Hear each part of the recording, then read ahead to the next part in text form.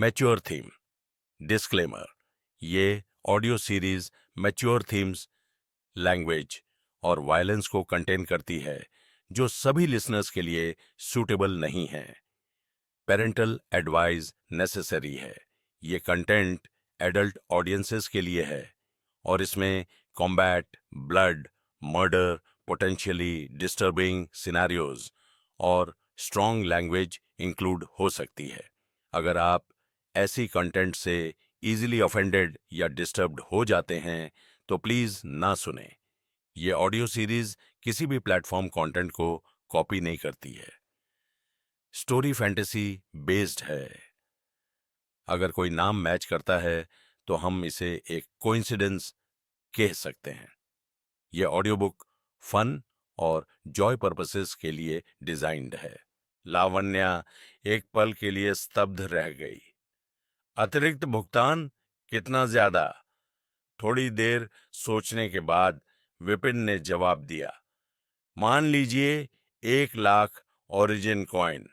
अगर हमें कोई खतरा आता है तो मैं सुनिश्चित करूंगा कि आपको कोई चोट ना लगे। चाहे सिल्वर स्टोन कितना भी शक्तिशाली क्यों ना हो, जब तक वो अजेय दक्ष लेवल में नहीं पहुंच जाते तब तक यह उसके लिए कोई बड़ी चुनौती नहीं होगी। किसी की रक्षा करना तो बस एक तुच्छ कार्य था। लावण्या कुछ नाराज थी। आप कह रहे हैं कि मेरी कीमत सिर्फ 1 लाख है। तुम 1 लाख के लायक नहीं हो। लावण्या ने गुस्से में अपने दांत पीस लिए। उसकी खूबसूरत आंखें उसके सामने खड़े आदमी को घूर रही थीं। काश वह उसे चीर कर रख पाती। उसने मायाजाल टेक्निक प्रैक्टिस किया और उसकी हर हरकत पुरुषों को अट्रैक्ट करती थी। पिछली बार यह काम नहीं आया, इसीलिए उसने इस बार सावधानी पूर्वक तैयारी की थी।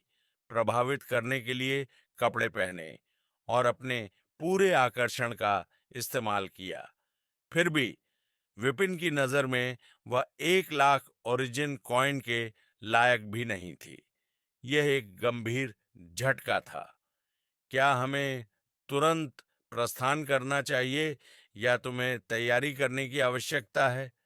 विपिन ने उस पर और अधिक शब्द बर्बाद न करते हुए पूछा। चलो अब चलते हैं, लेकिन मुझे 2 लोगों को साथ लाना है। ये महसूस करते हुए कि उसका अट्रैक्शन यूजलेस था, लावण्या के पास हार मानने के अलावा कोई विकल्प नहीं था। विपिन ने सिर हिलाया। वह बिना किसी तैयारी के साथ आने की हिम्मत नहीं करेगी। अगर उसने उसे मारने का फैसला किया और इसका दोष सिल्वर स्टोन पर लगाया तो कोई भी इस पर सवाल नहीं उठाएगा। थोड़ी देर इंतजार करने के बाद एक बुजुर्ग और एक युवा व्यक्ति पास आए। बुजुर्ग ने लावण्या को सम्मान पूर्वक झुककर प्रणाम किया। मिस, लावण्या ने उनका परिचय कराया। एल्डर भुवनेश्वर, यह मेरा अंगरक्षक हर्ष आनंद है। वह आज हमारे साथ आएगा। दूसरा व्यक्ति शांतनु है, जो सिल्वर स्टोन का शिष्य है। हर्ष आनंद, शांतनु या डेस्टिनी हॉल एल्डर लिंग बुयांग है। विपिन ने जोड़ी पर नजर डाली। युवा व्यक्ति की ताकत एक नजर में स्पष्ट थी। ओरिजिन कोर, 6 लेवल, बहुत मजबूत नहीं लेकिन कमजोर भी नहीं। बुजुर्ग को आंकना मुश्किल था, लेकिन उसने एल्डर दिग्विजय के समान दबाव की भावना को प्रकट किया। इसका मतलब था कि वह कम से कम दक्ष रैंक के 2nd लेवल मेल था। इसमें कोई आश्चर्य नहीं कि लावण्या ने आने का साहस किया। इतने शक्तिशाली अंगरक्षक और अपनी स्वयं की पर्याप्त ताकत के साथ उसे वास्तव में कुछ आत्मविश्वास था।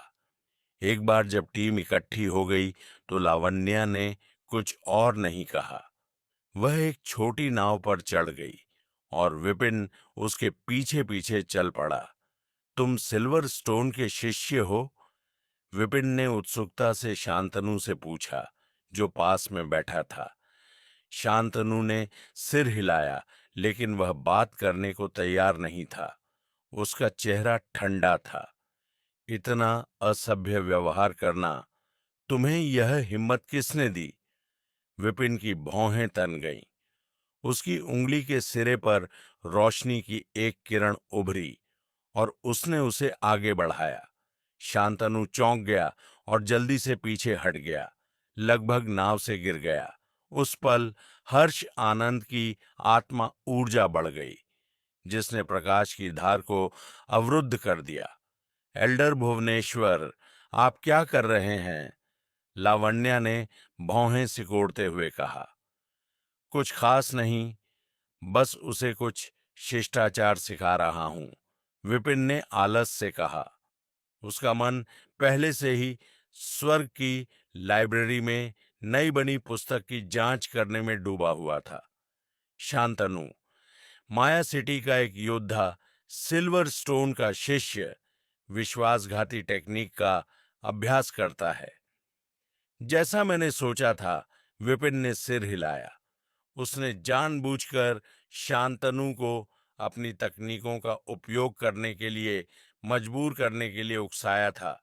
इस प्रकार लावण्या के दावों को सत्यापित करने के लिए एक पुस्तक तैयार की।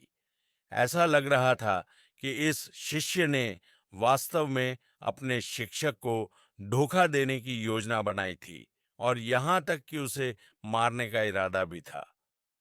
शांतनु की पहचान की पुष्टि करने के बाद विपिन ने और कुछ नहीं कहा। नाव लगभग 1 कप चाय पीने के समय तक धीरे धीरे हिलती रही। काला बाजार छोड़कर माया सिटी की ओर लौट आई।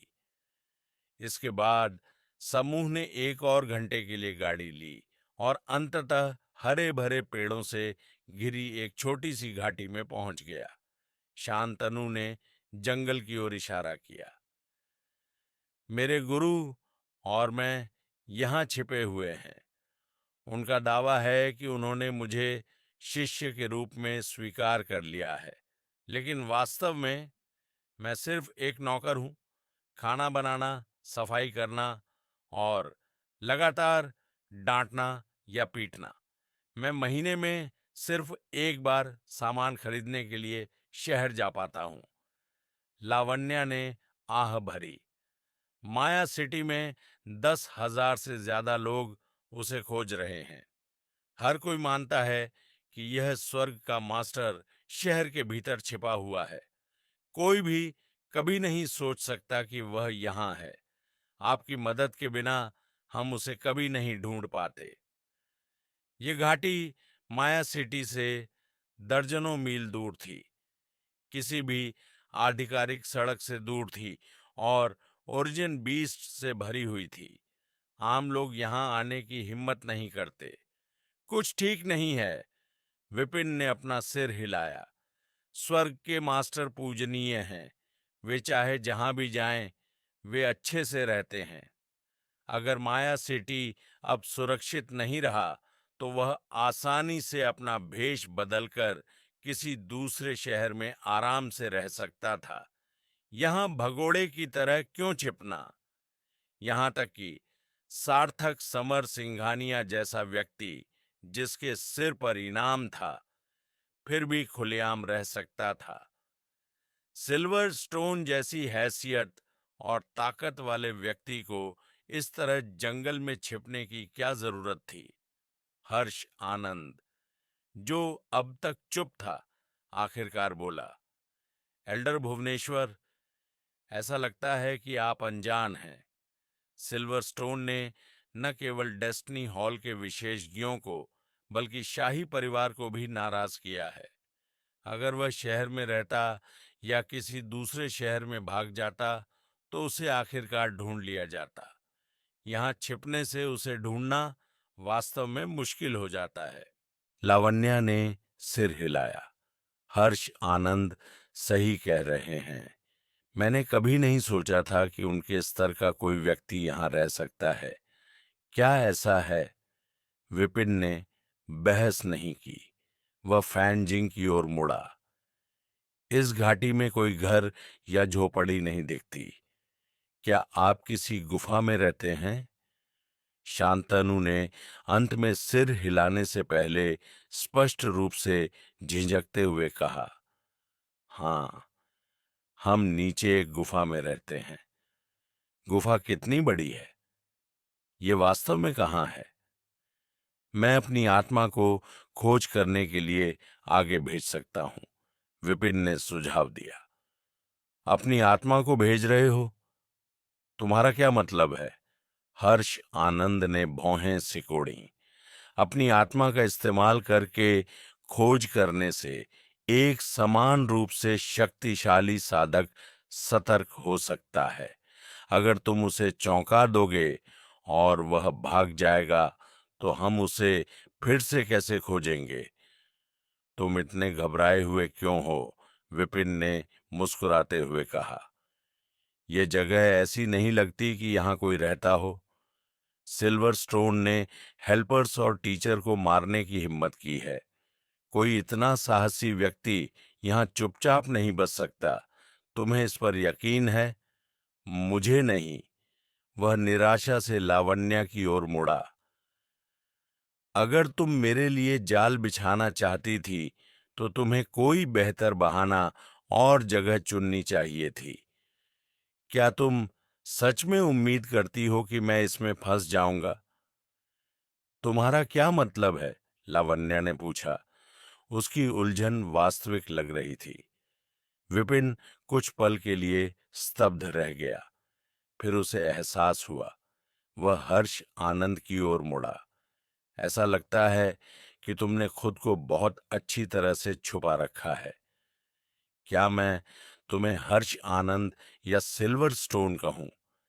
तुम्हें लगता है कि हर्ष आनंद सिल्वर स्टोन है? यह असंभव है, लावण्या ने आश्चर्य से कहा।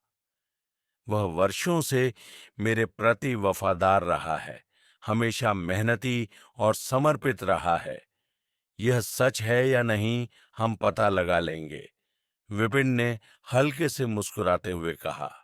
हर्षानंद, आपकी ताकत के साथ आपकी आत्मा को स्काउट पर भेजना आसान होना चाहिए। आप ऐसा क्यों नहीं करते? अगर मैं अपनी आत्मा को अलग कर दूं तो मेरा शरीर रक्षाहीन हो जाएगा। अगर तुम मुझ पर हमला करोगे तो मेरे पास क्या मौका होगा? हर्ष आनंद ने व्यंग्य किया। मिस के यहां होने से आपको सुरक्षित रहना चाहिए। निश्चित रूप से आपको अपनी मैडम पर भरोसा है, विपिन ने जवाब दिया। लावण्या ने सिर हिलाया। हर्ष आनंद, चिंता मत करो। मैं सुनिश्चित करूंगी कि एल्डर भुवनेश्वर हमला न करे। वह शायद हमला न करे, लेकिन मैं तुम पर हमला करूंगा। हर्ष आनंद ने अचानक लावण्या पर हमला किया। उसकी मुट्ठियां विस्फोटक बल के साथ घूम रही थीं। हवा में गड़गड़ाहट की आवाज गूंज रही थी, क्योंकि उसका वार उसके रास्ते में आने वाली किसी भी चीज को कुचल सकता था। लावण्या का चेहरा पीला पड़ गया। वह समय पर प्रतिक्रिया नहीं कर पाई। जैसे ही उसने खुद को बचाने की तैयारी की, उसके हाथ से दो तावीज उड़ गए जो एक सुनहरी ढाल में बदल गए। ढाल कुछ देर तक टिकी रही, लेकिन हर्ष आनंद के हमले में टूट गई। फिर अचानक उसके कानों में एक शांत आवाज गूंजी, 1 लाख ओरिजिन सिक्के मत भूलना। अगले ही पल भुवनेश्वर उसके सामने आया। हर्ष आनंद के हमले का जवाब अपने मुक्के से दिया। उनकी मुट्ठी टकराई, जिससे एक तेज शॉकवेव पैदा हुई। दोनों आदमी एक कदम पीछे हट गए। हर्ष आनंद, तुम क्या कर रहे हो? लावण्या गुस्से से चिल्लाई।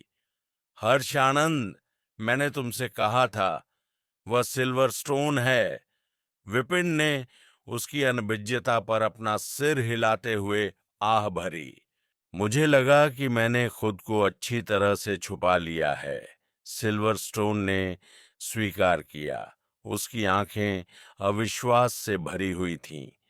तुमने मुझे कैसे पहचान लिया? तुमने अच्छी तरह से छुपाया, लेकिन तुमने दो बड़ी गलतियां की, विपिन ने कहा।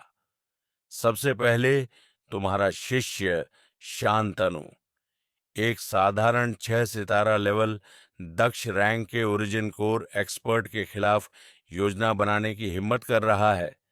या तो बहादुर या मूर्ख। सिल्वरस्टोन और शांतनु ने एक दूसरे को देखा, लेकिन कुछ नहीं कहा। जो व्यक्ति विश्वासघाती टेक्निक का अभ्यास करता है, दूसरों को धोखा देकर ताकत हासिल करता है, वह स्वाभाविक रूप से पागल होगा।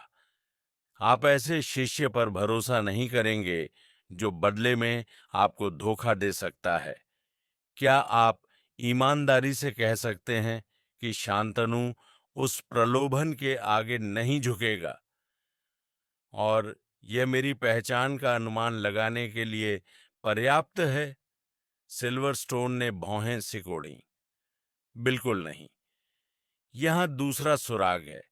ब्लैक मार्केट की यात्रा में घंटों लग जाते हैं, जिससे किसी और चीज के लिए बहुत कम समय बचता है। तुम जैसा पागल आदमी शांतनु को बिना निगरानी के इतनी दूर नहीं जाने देगा, भले ही सिर्फ किराने का सामान खरीदने के लिए ही क्यों ना हो। इसका मतलब है कि आप आसपास ही होंगे, और इसके लिए उपयुक्त व्यक्ति हर्ष आनंद है। भले ही तुम दोनों ने ऐसा व्यवहार किया हो जैसे कि तुम एक दूसरे को जानते ही नहीं हो, लेकिन कुछ छोटे छोटे सुराग थे जो तुम्हें पकड़ लेते थे। उदाहरण के लिए, जब हम पहली बार जहाज पर चढ़े और मैंने शांतनु पर हमला करने का बहाना बनाया, तो तुमने मुझे रोकने के लिए हस्तक्षेप किया। विपिन मुस्कुराया। जबकि अकेले इस तरह के विवरण से बहुत कुछ पता नहीं चलता। विपिन ने अपनी आत्मा की शक्ति का इस्तेमाल किया, जिससे उसे स्वर्ग की लाइब्रेरी का लाभ उठाने की अनुमति मिली। इसकी जांच के तहत छिपाने का कोई भी प्रयास हास्यास्पद हो गया। यह तो समझ में आता है। दूसरा सुराग क्या है? हर्ष आनंद ने पूछा। विपिन ने उत्तर दिया, भाग्य के गुरु भाग्य को नियंत्रित करके अपनी क्षमताओं का विकास करते हैं। उनकी प्रगति ओरिजिन ऊर्जा को चरणबद्ध तरीके से अवशोषित करने की तुलना में बहुत तेज है। आपने जो शक्ति समझी है, उसे आगे बढ़ने के लिए निरंतर विश्वासघात की आवश्यकता है। मैं मान सकता हूं कि आपने भीड़ या शाही परिवार में घुसपैठ की, लेकिन सालों तक पहाड़ों में अकेले छिपे रहना असंभव। यदि आपने वास्तव में ऐसा किया, तो न केवल आप प्रगति करने में विफल होंगे, बल्कि अपने भाग्य को त्यागने से आपकी साधना को नुकसान होगा। हर्ष आनंद ने ताली बजाई।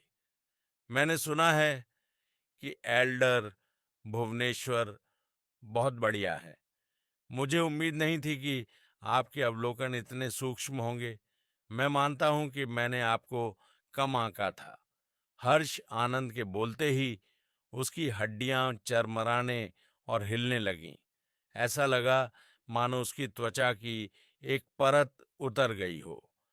उसका शरीर लंबा होता गया, उसका शरीर और मजबूत होता गया, और पलक झपकते ही वह एक पीले चेहरे वाले अधेड़ उम्र के आदमी में बदल गया।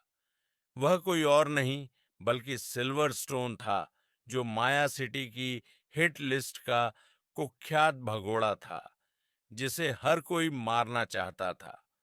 अपने खुले शरीर को खींचते हुए सिल्वरस्टोन ने गहरी सांस छोड़ी। आर्ट गेट की पेंटेड स्किन तकनीक वाकई प्रभावशाली है। ये किसी के रूप और आभा को बदल सकती है, लेकिन लंबे समय के बाद ये दमघोंटू हो जाती है। मैं 6 साल से आपके साथ हूं, और मैं दम घुटने की कगार पर था।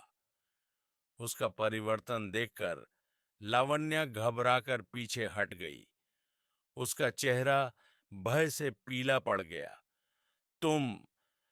तुम वह और भी कुछ कहना चाहती थी, लेकिन वह अवाक थी। सिल्वर स्टोन ने हंसते हुए कहा, क्या आपको आश्चर्य है कि मैं आपके बगल में छिपा हुआ था? एल्डर भुवनेश्वर सही थे। मुझे आगे बढ़ने के लिए विश्वासघात की आवश्यकता है। अगर मैं शाही परिवार में घुसपैठ करता तो दक्ष रैंक के किसी एक्सपर्ट की अचानक उपस्थिति गहन जांच को आकर्षित करती।